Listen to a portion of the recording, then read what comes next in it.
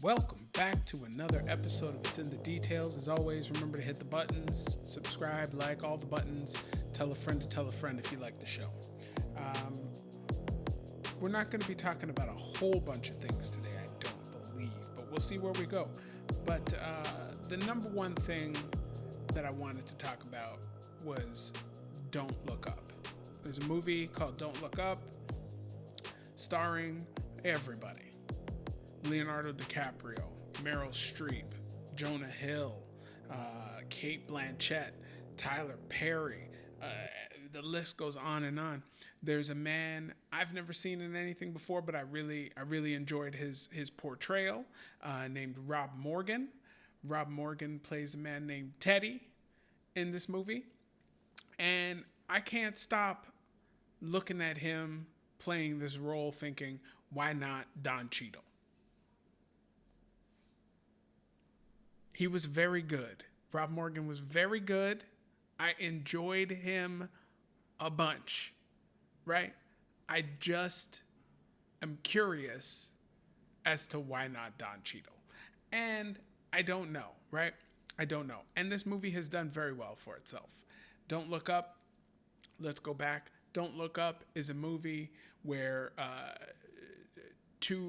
professor and a student at Michigan State find a comet in the sky. The comet's real big. The comet's heading for Earth. It's gonna take Earth out, right? They do the research. They do the work. They find this bad thing. They find they got 6 or 7 months to see if we can come up with a solution. And they take it to the president and the government of the United States of America. And what they found out, which the characters already knew, is the country has elected a buffoon to run the country. Sound familiar? So they elected a buffoon, and the buffoon is now in charge of keeping this big ass comet from slamming into Earth. That's what it's about. Okay. And as I said, the movie has done very well for itself. It is nominated for the Oscar for Best Picture this coming Oscar season. And this is the third Best Picture movie that we're talking about here on this show. And so far, I don't know. I don't know that I've seen a winner.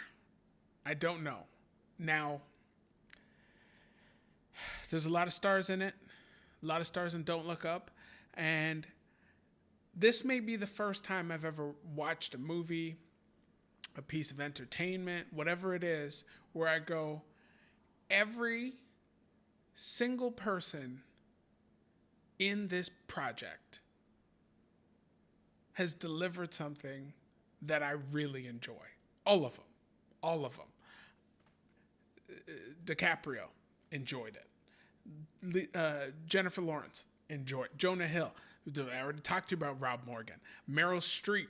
I don't even think I mentioned Meryl Streep off the top. Meryl Streep is the president, and she's never looked more foolish in her life, and foolish in the perfect way.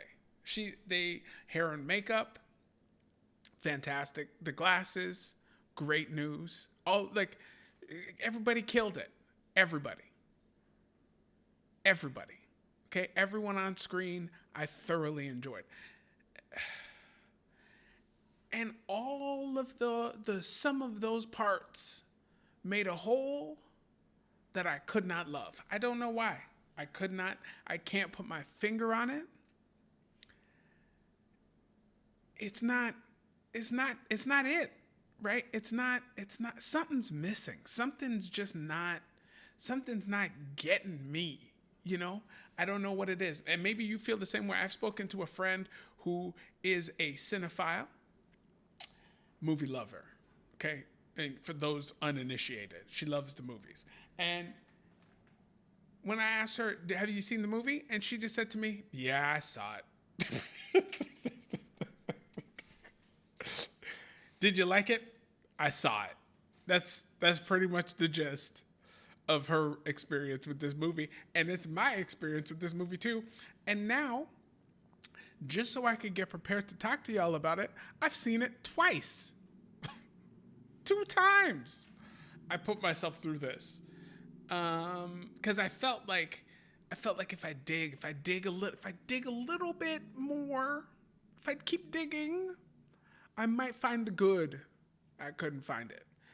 Even the jokes, like it's a satire, right? Like they're poking fun and cautionary poke, because wake up, right? I mean, we're really using this planet. Like we're really, like you know when a parent gives their 16-year-old a new car, but it's not new. It's an old car, right? It's the year 2004, and your parents got you a 1983 Toyota Camry, right? They had it kicking around, and they said, "This is yours now," and you start driving it, and you drive that thing. You drive that thing till the wheels fall off, right? And that's pretty much what we're doing with the planet. This is not what you guys showed up for, but it had to be said. We're riding this thing until the wheels fall off, and that's part of the cautionary tale that Don't Look Up is. To take it a little bit further, they're also trying to say, hey, don't put idiots in government, right? That's what they're trying to say. And they're saying a little bit further, if you do put idiots in government, look at what could happen, right? All of that tickles me. It should tickle me. I really enjoy it in all forms.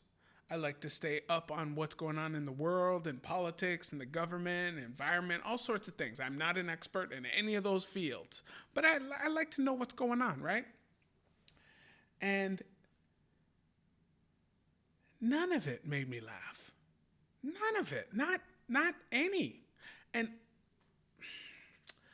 part of me was thinking that it's too close to reality. Like maybe if this movie hit 5, 6, 7 years from Trump being in office in the United States, and people being worried about all sorts of things justifiably. But I don't think it's the time. Like, I did some research. The last movie I remember being this big a satire on what's going on in the United States and their impact around the world is Team America World Police by the creators of South Park, right? And the difference between that is that movie was released 3 years after 9/11. Okay? So we got 3 years of room past 9/11, and they dropped this movie on us where a paramilitary force from the United States goes around all over the world and brings peace and democracy through violence and destroying all of their monuments and all of their ways of life, right? Said aloud in those words, not that funny, right? But when you watch the movie and the geniuses do what they're doing with the scripts and the scenes and its puppets, all of those things, you can catch the funny, right? It's a good movie. I enjoyed it. Some people may not. Some people might find it a little bit crass. And 18 years down the line, I don't know how that would hold up. You know what I mean? Given our sensibilities nowadays. But Don't Look Up. Don't look. Just don't look at it at all if you can avoid. Look to see maybe if you are curious as to whether or not I'm right. But something tells me you're not going to be able to put your finger on the pulse of exactly why this movie is supposed to be that great. Personally, Hollywood in general tends to lean left. They tend to lean towards the liberal, towards the democratic, towards the socially progressive, and that would be a good reason as to why there were so many stars in this film, so many, just waiting to lampoon what was going on in the government just recently. And that makes sense to me. And I just can't figure out why all that star power. The screenplay was written by Adam McKay. Adam McKay, for a very long time, was Will Ferrell's writing partner. Now, you may or may not like what Will Ferrell does, but a majority of society does. We find him very funny. And Adam McKay was right there with him through basically all of his films and other projects. So if you've ever seen anything with Will Ferrell in it that you enjoyed, Adam McKay had something to do with it. And he's got a big part to do with Don't Look Up. And Adam McKay also involved with Succession, one of the biggest hits on TV right now. Just all the star powers there, right? And it does not hit for me. And I feel like it's going to probably win because Hollywood likes to congratulate Hollywood on dunking on things that Hollywood doesn't like, right? Like either they're going super sad, morose, some actor gets out on a limb and plays someone with a mental health issue, a social anxiety situation. Someone plays a part in the LGBTQ community. That's what they like to give these Best Picture awards to, right? They usually do those types of things. And this is a cause thing. We're attacking foolish government officials. We're attacking existential planetary crises. Like, this is a comet coming from the sky. This could easily be global warming or many of the other things we're doing to the planet. You know what I mean? It could be any of those things, right? I feel like this might win. I don't think it should. And I haven't seen all of them. I haven't seen all of the movies. If you watch regularly, you heard me last week say I don't really love Power of the Dog. I'm not really down with Power of the Dog that much, right? I would vote for Power of the Dog over Don't Look Up. They did do some really good things in this film. They did. There's a wonderful scene where we finally meet Meryl Streep and her son, Jonah Hill, and he's the chief of staff. So they're all in the Oval Office. Leonardo DiCaprio, Rob Morgan, Jennifer Lawrence are sitting there trying to get them the news. There's a comet coming and is big, and we got to do something about it if we can do something about it. They're trying to tell these people, and they're just so stupid. They're just so wonderfully dense, right? You just so dumb and so on point for what's going on in society right now. And they refuse to listen. They refuse to take it seriously. And while that's happening, the camera is panning to pictures of past presidents and all of you're thinking about all the things they must have done and gone through. These are paintings. You know what I mean? Like, these are old dudes. They probably had to send people to fight wars, like all sorts of real stuff, right? Meanwhile, Meryl Streep is being told there's a comet coming. There's a comet coming, and she's looking for smokes. She's trying to dig around her desk to find cigarettes. Like, it's funny. I'm telling you now it's funny, but when you watch it, it's not funny. You know what? It's not. Jonah Hill's so dumb. Jonah Hill's character, Jonah Hill's great. I love Jonah Hill as a person, the character. His character's so dumb, and they really hone in on the relationship that Trump has with his kids in this film, but it's the reverse. So Trump always seems to have some sort of relationship that most people wouldn't with his daughter, Ivanka. It's all over the place, right? In this, they've got Jonah Hill essentially hitting on his mom. At any moment he can find, he's talking about how beautiful his mom is. Have you ever seen a hotter president than this? All sorts of really weird stuff, but no laughs. No laughs. None. He hates Jennifer Lawrence's character for seemingly no reason. They hate each other back and forth, mostly him hating her. And that would usually get me. Did not get me. Nothing. Nothing. Timothy Chalamet's in it too.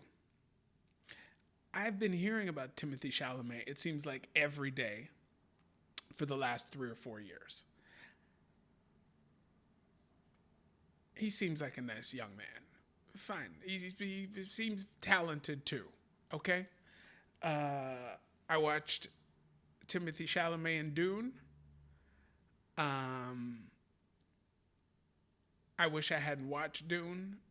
The movie's not that bad. It's just when I started it, part 1 came on the screen, and I did not know this was a parts situation. Right? So, in hindsight, after being betrayed by Lord of the Rings and having to wait several movies for a good fight after they've been teasing a fight for the whole damn movie, the first movie and part of the second movie, I would have rather waited on Dune, because clearly they're building to a fight, and there's no fight. There's no fight in the first Dune, okay? So I've seen Timothy Chalamet in that, then I see him in this. And he's playing very much against type. At least that's from the Timothy Chalamet I see all over social media and the news. He's playing very against type. But then, come near the end of the movie, Timothy Chalamet's character delivers such a wonderful prayer. Such a wonderful prayer. And again, people, I'm not religious, right? But the prayer was strong, and the acting was strong. That performance was so strong, it made me go, okay, I understand where everybody's talking about Timothy Chalamet. I'm going to have to go find some more Timothy Chalamet vehicles. I'm going to have to, because this man delivered something very strong in a movie I felt nothing for. Finally, in the last 15 to 20 minutes, Timothy Chalamet says, listen, if you're going to remember anything about this movie, it's going to be me. And that's how everybody should have been acting. And I thought maybe they were, but not as good as Timothy Chalamet. And then finally, as one last tie-in, as I mentioned, Team America World Police, very, very strong in this same kind of field. One of my favorite parts of Team America World Police is they ran like it felt like a 2 or 3 minute montage, right? Montage, and they describe it in the film, is them showing pictures and images of the characters in the show or movie doing stuff. And while that's happening, there's music playing over it so we can have time elapse. People have developed, and then we jump ahead in the story, essentially. Team America World Police's montage is probably one of the best pieces of art I've ever seen. It's just so dumb. It's so dumb and great. Don't Look Up has a montage as well, where Ariana Grande is singing a song in concert, basically about how dumb everybody is in society. Okay? It's a great song. It's very funny. That was actually, no, I don't think I laughed either, but that's as close as I came to laughing in this movie. And it was strong. And that was it. I watched it twice. You can watch it if you want.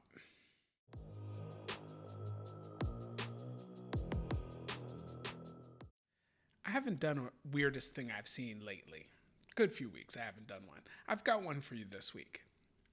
As the people know, I am a big-time curling fan. Currently going on right now in Canada is the Men's Curling National Championship, also known as the Brier. Exciting. And there's so many good teams now. There's so many great curlers in Canada. I can't believe it. I really can't. There are teams I'm expecting to lose that are hanging on and fighting strong against some of the top teams and even beating some of them. Some up-and-comers are coming, boy. Um, I love curling. What I know of the curling community, the professional curling community, from afar, they seem like good people. The broadcasters seem like good people. The curlers, there's some nice people. There's some not so nice people from the TV screen. I'm not saying anything personal, but they the way they carry themselves on the TV, right? Fine. There's some good ones. There's some bad ones. They seem friendly overall. They're in competition. Who knows? You know what I'm saying? I'm just saying I like curling stuff. Now, this is our national championship. The national championship of curling is being held in Lethbridge, Alberta.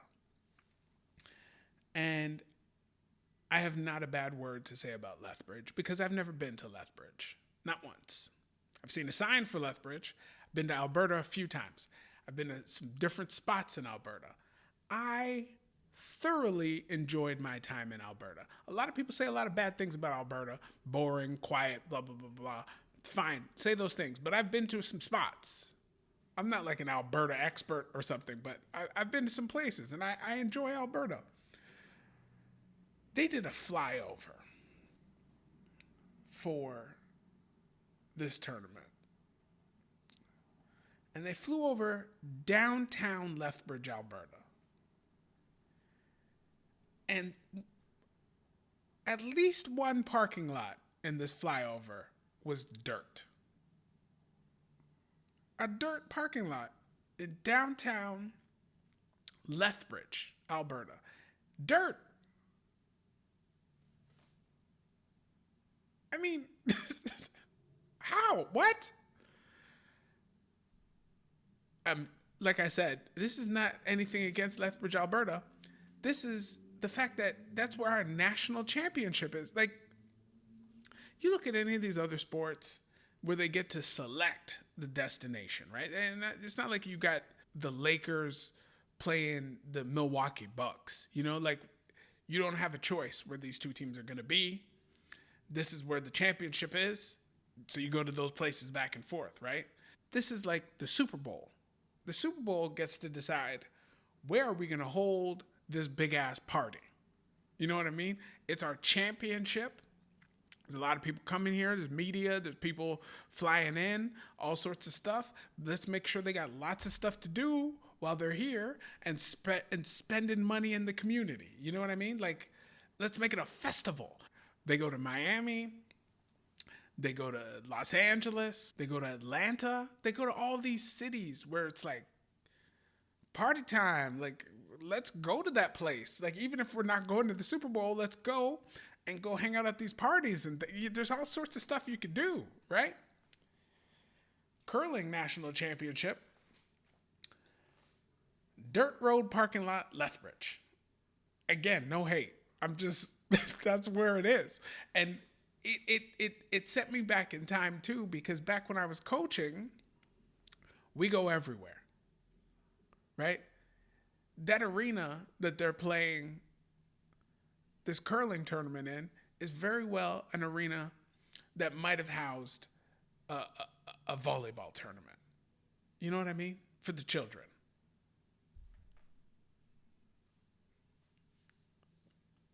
It's weird. It's weird. But I love Canada. It's great. Also, I've been watching as many matches as I can because, I mean, it's the national championship. It's a week and then it's over, right? One match I did not see ended 18-1. Now, if you are not a curling fan, but you're a fan of any sport really, 18-1 is not good. That's not a result that happens normally in these types of sports, right? But I watched the telecast. I watched in the same time block when that 18-1 happened, and they didn't show any highlights. I didn't see any highlights of that match while the other match that they were showing was going on. And it just made me think, the only way you get to 18-1, you're dunking on people. Like, you're really out here just doing all the tricks you got. And it's not even disrespectful, right? Like, you're just doing it out of ability. It's just an ability you have, and they don't have the ability to stop you from showing off your abilities. And these curlers were out here windmill dunking on people. They had to have been. Just, oh, I'm free again. Blam! You know, just all the time. Oh, left hand, bam! Just all the time they must have been dunking on these fools. 18-1? I have seen before, there are some curlers, they don't do this in competition, but there are some curlers who can push out of the hack and do a 360 and then throw their stone. Now, that would be showing off. That would be disrespectful if you were doing that while you're beating some team's brains in 12-1 on your way to 18-1. That would be too much. But it's possible. Man, I wish I saw some of those highlights. I'm not going to go look for them. That team does not need to know people are looking for highlights of them get beaten 18-1. But I sure do wonder how it happened. But anyway, thank you very much for joining us on It's in the Details once again this week. We will see you next week. Take care. Peace.